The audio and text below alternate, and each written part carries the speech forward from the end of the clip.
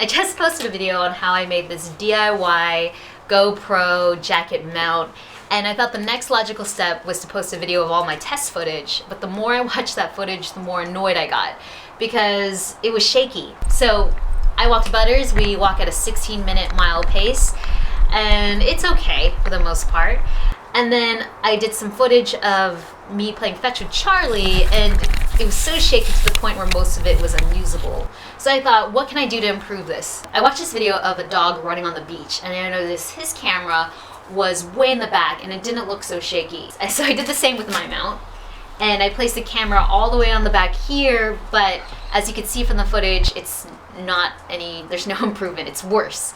So once again, the best place to put the camera is in the middle, not the shoulder blades, not the back, right in the middle of the dog's back. And the next thing I did was I thought I needed to absorb some of that movement. So what I did was add this rubber sleeve, and what it is insulation for pipes. I cut one piece, cut a hole, put it over my nuts and stuff, and then screwed on the tripod mount over that. I cut another piece, stuck them together because there's a sticky adhesive part on each end, and then I cut the letter T on the top, slid my camera in, and honestly, looking at both footage, I can't tell if there's a big difference. In any case, I'm just going to leave it on. It's added protection, and I'm sure it does maybe some good.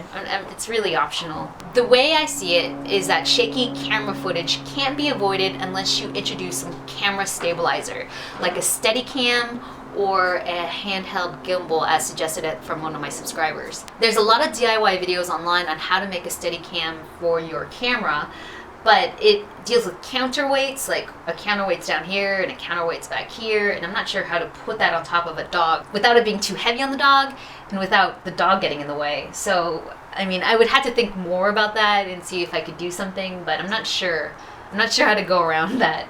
Another option would be to buy a handheld gimbal and maybe affix it on top of here. But the handheld gimbal has this big handle that carries the batteries and all the electronic components. So that handle would make the camera way too high, I think. And not to mention it's expensive. They're about $200 to $400 each. So what can you do if you can't use a camera stabilizer and you have the shaky footage? What you can do is invest in an editing program like PowerLink CyberDirector. And what I did was I put into the program, I clicked on image stabilizer, I clicked the box that said fixed rotational camera shake, and I bumped it up to 100. And as you can see, it looks better. It does crop the footage slightly, but I'd rather have that than have it be super shaky. Now, if you're trying to edit video where your dog's at like this full sprint and the footage is really shaky, then you need two camera angles. Then cut away, and then your viewer won't get motion sick watching your video. So those are my tips on how to make some quality dog perspective videos using this mount. And I'm gonna add some footage at the end of me using this GoPro mount. All right, Charlie, come here. Come here, good boy. Charlie, sit. Sit.